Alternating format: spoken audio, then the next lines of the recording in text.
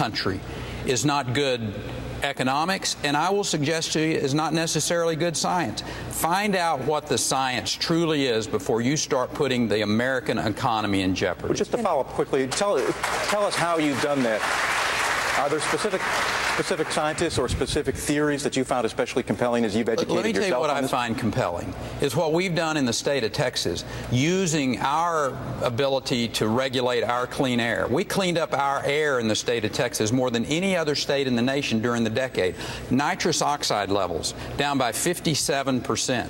Ozone levels down by 27%. That's the way you need to do it, not by some scientist somewhere saying, here is what we think is happening out there. The fact of the matter is the science is not settled on whether or not the climate change is being impacted by man to the point where we're going to put America's economics in jeopardy. Governor, Congresswoman Bachmann, a question about energy. Back to that subject for a moment. Were you quoted correctly, and do you stand by it, as wanting to drill in the Everglades in Florida? Well, the question was asked of me about that, and what I said is that we have American energy resources all across this nation, and of course we would do it responsibly. That was my response at the time. And on this issue of human activity as being the cause of climate change, I think it's important to note that the president recognized how devastating the EPA has been in their rulemaking, so much so that the president had to suspend current EPA rules that would have led to the shutting down of potentially 20% of all of America's coal plants. Coal is the source that brings 45% of America's electricity. What we're seeing is that a political agenda is being advanced instead of a scientific agenda, and this is leading to massive numbers of jobs being lost. The president told us he wanted to be like Spain when it came to green job creation, and yet Spain has one of the highest levels of unemployment. The president is bringing that here in the United States, and I think tomorrow night, when the nation tunes into the president, I'm afraid that we won't be seeing permanent solution. I'm afraid what we'll be seeing are temporary gimmicks and more of the same that he's given before. Time. Speaker Gingrich, Chairman of the Federal Reserve Ben Bernanke, will come to the end of his term in 2014. Would you reappoint Ben Bernanke? I would fire him tomorrow. Why? I think he's been the most inflationary, dangerous, and power-centered chairman of the Fed in the history of the Fed. I think the Fed should be audited. I think the amount of money that he has shifted around in secret with no responsibility, no accountability, no transparency is absolutely antithetical to a free society. And I think his policies have deepened the depression, lengthened the problems, increased the cost of gasoline, and been a disaster. But I want to take the rest of my time, Brian, to go back to a question you asked that was very important, because we were asked the wrong question at the last debate. The question isn't, would we favor a tax increase? The question is, how would we generate revenue? There are three good ways. The Ronald Reagan technique, put 3,700,000 more people back to work as of last Friday. You reduce government spending. You raise government revenues enormously. The Committee of 12 ought to be looking at how do you create more revenue, not how do you raise taxes. Second, you go to energy, exactly as Michele Bachmann has said. You open up American energy, $500 billion a year here at home, enormous increase in federal revenue. Third, we own, with all due respect, Governor, we own 69% of Alaska. That's 1.5 Texases. Yes, sir. Now let's set a half Texas aside for national parks. We could liberate an area the size of Texas for minerals and other development. That would raise even more revenue, not the normal Washington viewpoint. Mr. Speaker, time. Governor Romney,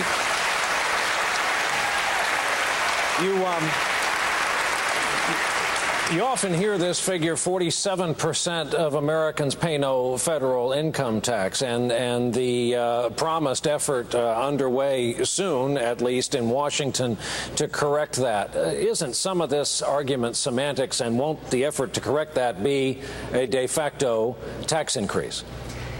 You know, I must admit I have a bit of a hard time with the idea that there are people who don't feel like they're supporting our troops by contributing tax revenue through the income tax or through other tax vehicles. I don't want to raise taxes on the American people, but I think everybody ought to feel that they're part of this effort and that they're providing for our military, providing for our roads, providing for our schools, that ought to be part of what every American experiences. But right now, The question is not the people that are not paying taxes at the low end. The question is not the people who are very, very rich. The question is, how about middle-income Americans? Who are the people most hurt by the Obama economy? And the answer is the middle class. The great majority of Americans are having a very, very difficult time. And our effort has to be to find ways to reduce the burden on those people. And that's why I proposed that anybody who's earning $200,000 a year and less ought to be able to save their money tax-free. No tax on interest, dividends, or capital gains. Let people save their money, invest in America, and not have to give more money to the government. The middle class needs our help. Would Ben Bernanke have a job in your administration? No, I'd be looking for somebody new. I think Ben Bernanke has overinflated the amount of currency that he's created. QE2 did not work. It did not get Americans back to work. It did not get the economy going again. We're still seeing declining numbers in prior quarter estimates as to what the growth would be. We're growing now at 1 to 1.5%. The plan I put forward just 2 days ago in Nevada will grow our economy at 4% per year for 4 years and add 11.5 million jobs. That's a very different approach than Ben Bernanke's taken, and it's a demonstrably different approach than Barack Obama has taken, and that's in part because we have very different life experiences. Governor Perry, a question about Texas. Your state has executed 234 death row inmates, more than any other governor in modern times. Have you struggled to sleep at night with the idea that any one of those might have been innocent? No, sir, I've never struggled with that at all. The state of Texas has a very thoughtful, a very clear process in place of which when someone commits the most heinous of crimes against our citizens, they get a fair hearing, they go through an appellate process, they go up to the Supreme Court of the United States if that's required. But in the state of Texas, if you come into our state and you kill one of our children, you kill a police officer, you are involved with another crime and you kill one of our citizens, you will face the ultimate justice in the state of Texas, and that is you will be executed. What do you make of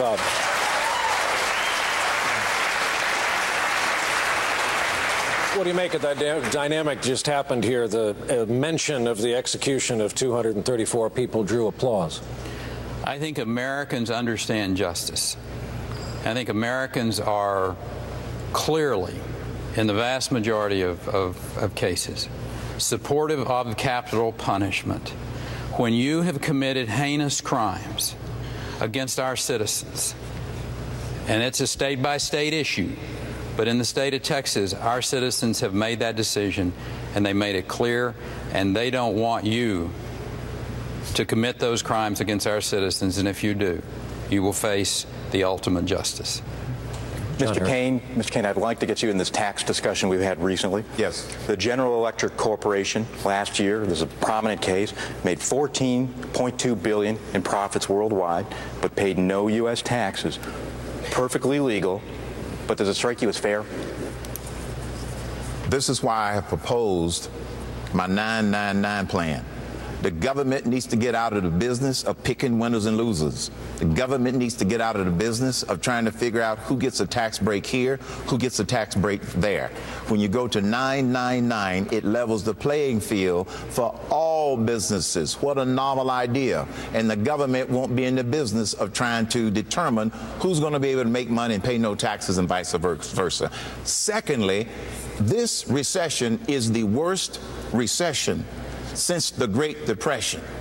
If the recovery that this administration claims would just tie for last place, we would have another 6 million jobs. If it would tie for the recovery that took place in the 80s under President Reagan, we'd have 12 million more jobs out there, which would be music to the ears of the 14 million people looking for jobs. The president simply does not understand that the business sector is the engine for economic growth. Congressman Paul, a long time ago,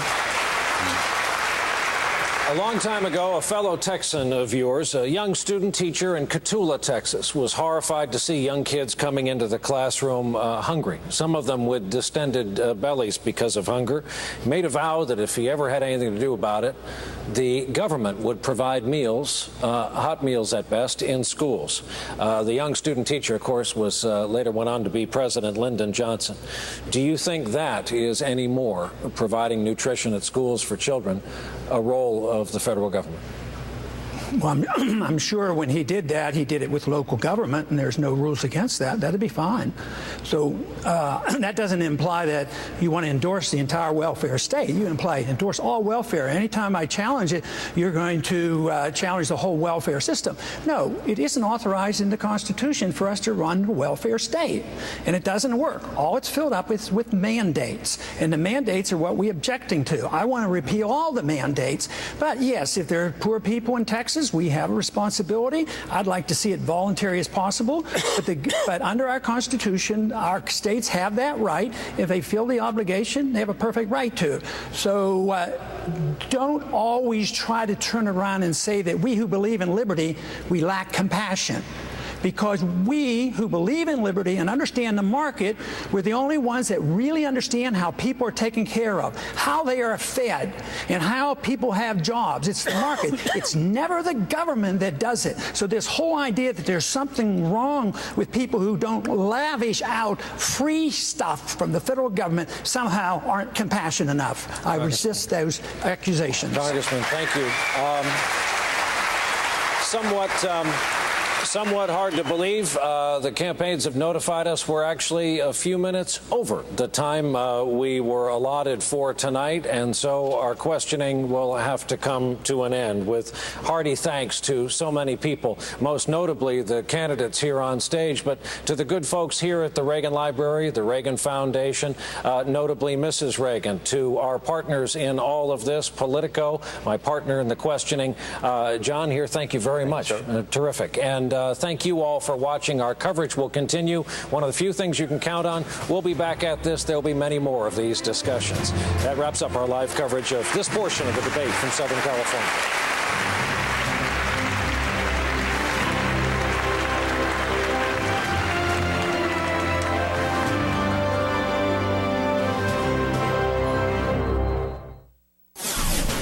Good evening. I'm Rachel Maddow here at MSNBC's home studios in New York City, where the presidential debate tonight has just wrapped up. You're looking at live footage there of the candidates on stage as the debate winds down. Chris Matthews will be joining us from Simi Valley, California, the site of tonight's debate.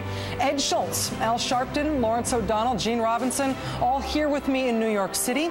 We'll also be hearing tonight from the campaign manager for the last successful campaign for the Republican nomination for president, Steve Schmidt, who managed the McCain-Palin campaign in 2008.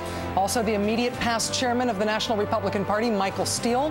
The Obama White House's former press secretary, Robert Gibbs. Also, Howard Fineman. Melissa Harris Perry will join us. Alex Wagner will be helming our Department of Corrections, our fact-check desk tonight. Plus, representatives from the campaigns in the spin room. That's all ahead. In tonight's debate, Texas Governor Rick Perry, the front runner in the latest polls, and therefore a target of most of the other candidates at one point or another throughout the night. Governor Perry had initially a hard time handling questions about his state having the highest proportion of people in the country without health insurance, but that was a challenge he bobbled from the moderators, not from his fellow candidates. In a response to a challenge directly from Mitt Romney and indirectly from Karl Rove and Dick Cheney, Governor Perry stuck with his insistence that Social Security is a Ponzi scheme, a fraud, in other words. Mr. Romney's campaign already pouncing on that remark in a press release tonight. Governor Perry also said tonight that President Obama either had bad intel or was an abject liar when he represented El Paso, Texas as a safe American city on the border with Mexico. Mitt Romney himself squaring off with Governor Perry over jobs created in his time as Massachusetts governor and parrying questions on his record on jobs at Bain Capital as what was described as a buyout specialist. Michele Bachmann, who's standing in in the polls has sunk as Governor Perry's has risen, repeatedly invoking Obamacare tonight. Newt Gingrich taking a shot at the debate itself, denouncing the media as being in support of President Obama. Texas Governor Ron Paul running in his third presidential campaign, doing something different in this one. For the first time, he came loaded for bear for one of his fellow candidates tonight, going after Rick Perry repeatedly on issues including Perry's support in the 1990s for Clinton-era health reform and Perry's executive order on cervical cancer vaccinations for Texas school kids. John Huntsman, given the opportunity to confront by name and face-to-face opponents he has described in the aggregate as cranks and anti-science, Governor Huntsman declined to do so. But there's much more to say tonight about this